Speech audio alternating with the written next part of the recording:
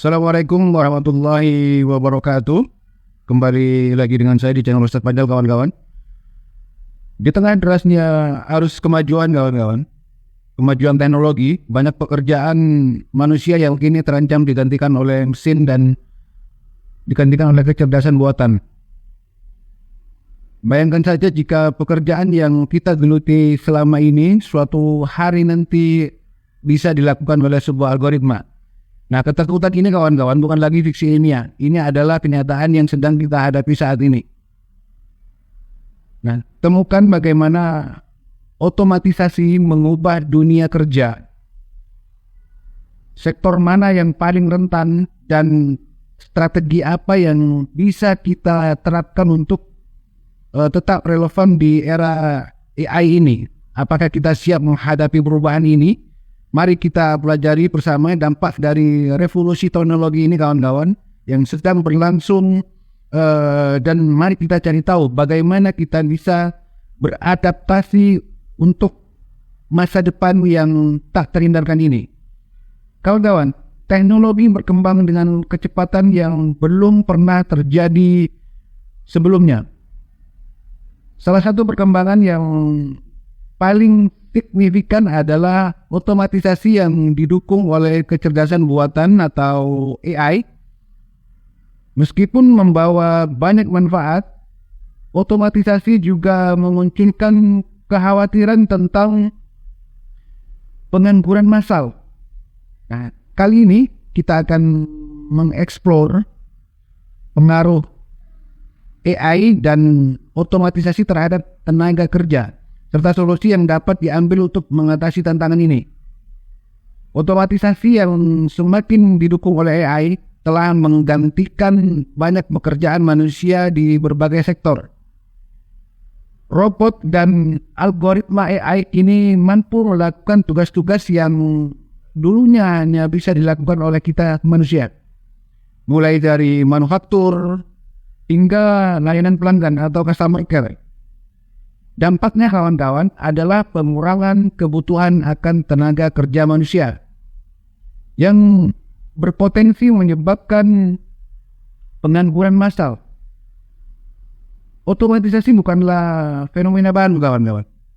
Dimulai sejak revolusi industri, otomatisasi telah berkembang dari mesin-mesin sederhana hingga sistem AI canggih yang kita kenal sekarang.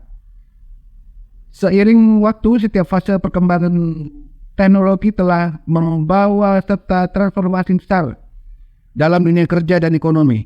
AI dan otomatisasi memiliki dampak besar terhadap ekonomi global. Di satu sisi, kawan-kawan, teknologi ini meningkatkan efisiensi dan produktivitas. Namun di sisi lain, otomatisasi juga dapat mengakibatkan ketimpangan ekonomi dan pengangguran jika tidak ditangani dengan baik. Negara-negara yang beradaptasi dengan cepat terhadap perubahan teknologi ini cenderung lebih sukses dalam mempertahankan stabilitas perekonomiannya. Namun beberapa negara lain telah mulai merasakan dampak signifikan dari otomatisasi ini. Sebagai contoh, Jepang misalnya telah mengadopsi robotika secara luas dalam industri manufaktur untuk mengatasi masalah kekurangan tenaga kerja. Namun negara-negara berkembang, kawan-kawan, mungkin masih menghadapi tantangan yang lebih besar, tantangan yang lebih serius, karena ketergantungan pada tenaga kerja manusia yang lebih murah. Industri-industri tertentu, kawan-kawan, lebih rentan terhadap otomatisasi dibandingkan yang lain. Misalnya sektor manufaktur, transportasi, dan layanan pelanggan atau customer care seringkali menjadi target utama otomatisasi karena tingginya potensi penghematan biaya dan bisa untuk meningkatkan efisiensi. Kecerdasan buatan, kawan-kawan, memainkan peran yang sangat krusial, peran kunci dalam otomatisasi. Algoritma AI mampu menganalisis data dalam jumlah besar, membuat prediksi, dan mengambil keputusan yang sebelumnya membutuhkan intervensi manusia. Nah, Dengan demikian kawan-kawan, AI tidak hanya menggantikan pekerjaan fisik, akan tetapi juga tugas-tugas kognitif. Manufaktur adalah salah satu sektor yang paling terdampak oleh otomatisasi ini. Pabrik-pabrik modern ini dilengkapi dengan robot industri yang mampu bekerja tanpa henti, menggantikan peran pekerjaan manusia dalam proses produksi.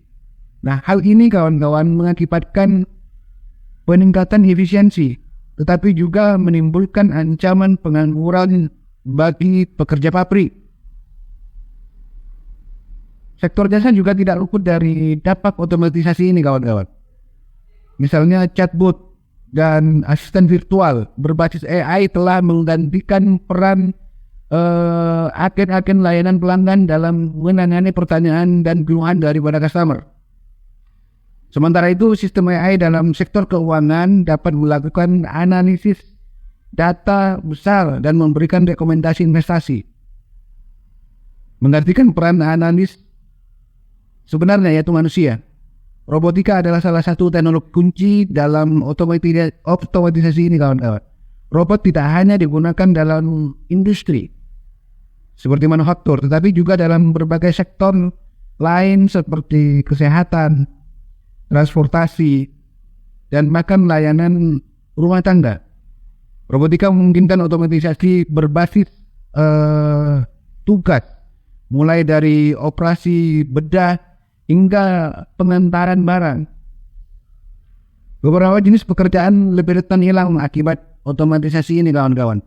Pekerjaan yang bersifat repetitif misalnya, dan tidak memerlukan keterampilan khusus seperti operator mesin, kasir. Ini adalah pekerjaan yang paling rentan untuk digantikan. Sebaliknya, pekerjaan yang memerlukan kreativitas, pemecahan masalah atau problem solving yang kompleks, dan interaksi manusia lebih sulit digantikan oleh mesin. Akan tetapi kawan-kawan, otomatisasi juga menciptakan jenis-jenis pekerjaan baru. Pekerjaan dalam bidang teknologi contohnya, teknologi informasi, analisis data, dan manajemen sistem AI semakin dibutuhkan. Di samping itu, sektor-sektor seperti kesehatan, pendidikan, juga melihat peningkatan kebutuhan tenaga kerja yang mampu memanfaatkan teknologi baru ini. Nah, untuk mengatasi pengangguran akibat otomatisasi, pendidikan dan pelatihan ulang atau retrain menjadi sangat penting kawan-kawan. Tenaga kerja harus dibekali dengan keterampilan yang relevan dengan kebutuhan ekonomi masa depan. Ini termasuk keterampilan teknologi, analisa data, dan kemampuan untuk beradaptasi dengan perubahan. Kawan-kawan, pemerintah memiliki peran kunci penting dalam mengatasi pengangguran akibat otomatisasi ini ya. Kebijakan pemerintah dapat meliputi program pelatihan ulang, insentif bagi perusahaan yang menciptakan lapangan kerja baru misalnya, dan perlindungan sosial bagi mereka yang terdampak oleh otomatisasi. Di samping itu, regulasi yang tepat dapat memastikan bahwa otomatisasi digunakan untuk kebaikan bersama.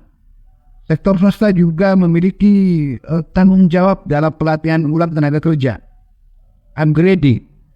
Banyak perusahaan teknologi besar sudah memulai program pelatihan untuk membekali para karyawan mereka dengan keterampilan baru. Inisiatif ini kawan-kawan tidak hanya membantu mengatasi pengangguran, tetapi juga memastikan bahwa perusahaan memiliki tenaga kerja yang kompeten dan siap menghadapi tantangan masa depan. Kawan-kawan, untuk tetap relevan di era otomatisasi ini, tenaga kerja harus memiliki keterampilan yang sesuai dengan kebutuhan ekonomi di masa mendatang. Keterampilan tersebut kawan-kawan meliputi misalnya pemrograman, analisa data, manajemen proyek, dan kemampuan untuk bekerja dalam teamwork. Selain itu, soft skill seperti komunikasi, kreativitas, Dan problem solving atau pemecahan masalah juga menjadi semakin penting keberadaannya. Teknologi kawan-kawan dapat digunakan untuk meningkatkan pendidikan, meningkatkan pelatihan, platform pembelajaran online misalnya, simulasi berbasis virtual reality, dan alat pembelajaran adaptif adalah beberapa contoh bagaimana teknologi dapat digunakan untuk mempersiapkan tenaga kerja di masa mendatang. Dengan memanfaatkan teknologi, pendidikan dapat menjadi lebih fleksibel dan dapat diakses oleh lebih banyak orang di pelosok negeri.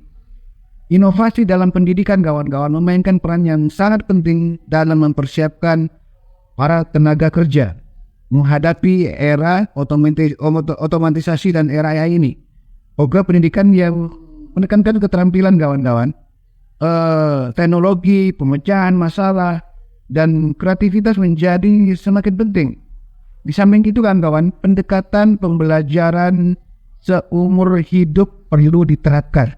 Seumur hidup. Untuk memastikan kawan-kawan bahwa tenaga kerja terus mengembangkan skillnya, membuat keterampilan baru sepanjang karir mereka, sehingga tidak ada kata pensiun.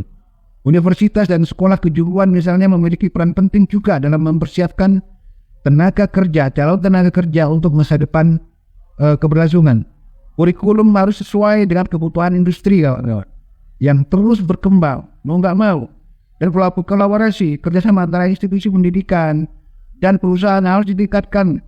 Di samping itu, program kerjasama industri dapat memberikan pengalaman praktis yang sangat berharga bagi mahasiswanya. Pelatihan di tempat kerja atau on the job training adalah metode yang efektif untuk mengembangkan keterampilan karyawan. Program pelatihan ini kawan-kawan memungkinkan karyawan belajar sambil bekerja, sehingga mereka dapat langsung menerapkan pengetahuan baru mereka dalam tugas mereka sehari-hari.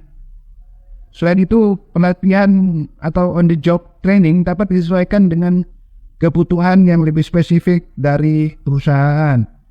Program sertifikasi dan akreditasi misalnya juga ini penting untuk memastikan bahwa tenaga kerja memiliki keterampilan yang diakui dan diakui oleh industri. Program ini dapat membantu para tenaga kerja untuk meningkatkan keterampilan mereka, skill mereka, dan meningkatkan daya saing di pasar kerja. Selain itu, sertifikasi dapat memberikan jaminan kepada perusahaan tempat mereka bekerja bahwa karyawan mereka memiliki kompetensi yang diperlukan untuk melakukan tugas-tugas tertentu. Otomatisasi juga mempengaruhi demografi tenaga kerja kawan-kawan.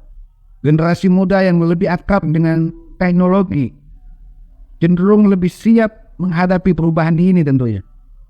Sementara generasi yang lebih tua mungkin menghadapi tantangan yang lebih besar.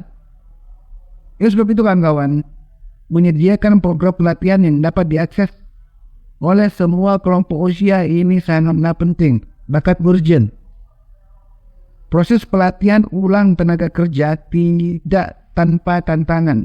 Salah satu tantangan terbesar adalah biaya yang harus dikeluarkan untuk program tersebut, program pelatihan tersebut kawan-kawan. Ada juga tantangan dalam memastikan bahwa pelatihan yang diberikan relevan dengan kebutuhan perusahaan, kebutuhan industri.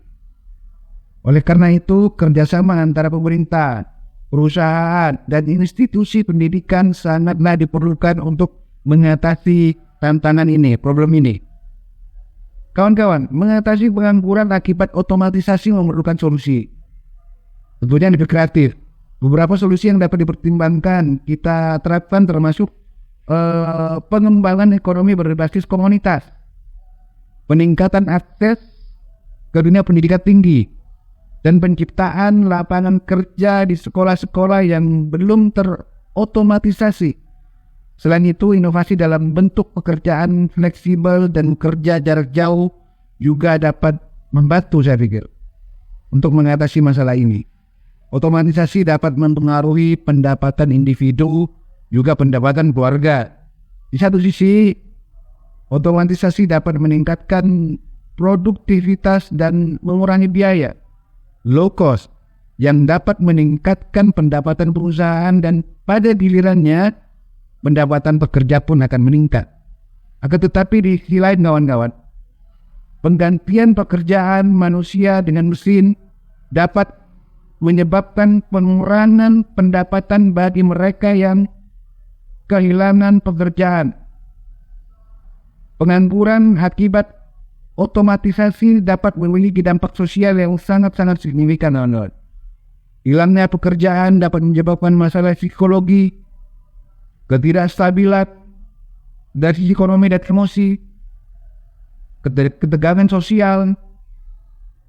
Oleh sebab itu, menangani masalah ini dengan serius dan mencari solusi yang lebih komprehensif untuk meminimalkan dampak sosial yang negatif ini sangatlah penting kawan-kawan. Ada banyak contoh orang-orang yang telah berhasil melalui pelatihan ulang atau retrain dan mendapatkan pekerjaan baru di era otomatisasi ini. Cerita-cerita mereka dapat memberikan kita inspirasi dan motivasi bagi mereka yang sedang menghadapi tantangan serupa. Samping itu, kisah sukses ini kawan-kawan juga menunjukkan bahwa dengan dukungan yang tepat, siapapun dapat beradaptasi dengan perubahan teknologi. Prediksi tentang masa depan kawan-kawan, tenaga kerja global menunjukkan bahwa otomatisasi akan terus berkembang dan mempengaruhi berbagai sektor. Nah kawan-kawan, oleh sebab itu, bagi tenaga kerja, bagi kita, bagi Anda, bagi saya, penting untuk terus mengembangkan keterampilan baru, soft skill, dan beradaptasi dengan perubahan. Selain itu, kolaborasi global dalam pengembangan kebijakan dan program pelatihan juga menjadi semakin penting untuk mengatasi tantangan yang dihadapi oleh tenaga kerja di seluruh dunia, bukan hanya di Indonesia saja. Untuk mengatasi pengangguran akibat otomatisasi ini, beberapa rekomendasi kebijakan yang dapat diambil menjadi pertimbangan meliputi yang pertama, peningkatan investasi dalam pendidikan dan pelatihan, pengembangan program perlindungan sosial, dan penciptaan insentif, memberikan insentif bagi perusahaan yang dapat menciptakan lapangan kerja baru. Regulasi yang tepat dan kerjasama antar pemerintah perusahaan ini juga penting. Dan institusi juga, pendidikan, ini juga sangat penting. Pengangguran akibat otomatisasi adalah tantangan yang serius kawan-kawan. Tetapi dengan pendekatan yang tepat, insya Allah tantangan ini dapat kita atasi bersama. Pendidikan dan pelatihan ulang adalah kunci untuk mempersiapkan tenaga kerja menghadapi ekonomi masa depan. Di samping itu, kerjasama antara pemerintah, sektor swasta, institusi pendidikan sangatlah penting untuk menciptakan jalan keluar, memberikan solusi yang lengkap, yang komprehensif, dan berkesinambungan, berkelanjutan. Dengan demikian kawan-kawan, kita dapat memastikan bahwa teknologi digunakan untuk kebaikan bersama dan menciptakan masa depan yang lebih cerah bagi semua. Nah kawan-kawan, mudah-mudahan ini menjadikan pembelajaran bagi kita semua bahwa apabila kita menjadi pribadi yang adaptif, kita sering untuk upgrading, cepat beradaptasi, insya Allah kita tidak akan tergantikan oleh mesin, oleh AI. AI hanya adalah alat bantu kita, tetap kita yang harus mengoperasikannya. Karena AI, mesin butuh perintah, robot butuh perintah, kitalah prompternya. Baik kawan-kawan, mudah-mudahan ini menjadikan pembelajaran untuk ke depan bagi siapa saja. Silahkan share video ini kalau Anda merasa berguna. Silahkan tularkan dengan murid-murid Anda, dengan mahasiswa Anda, bahwa kita bisa berdampingan dengan mesin, kita bisa berdampingan dengan AI, asalkan kita menjadi generasi yang adaptif, selalu berkembang, selalu mau belajar. Itu yang terpenting. Sampai jumpa di video-video berikutnya kawan-kawan. Assalamualaikum warahmatullahi wabarakatuh.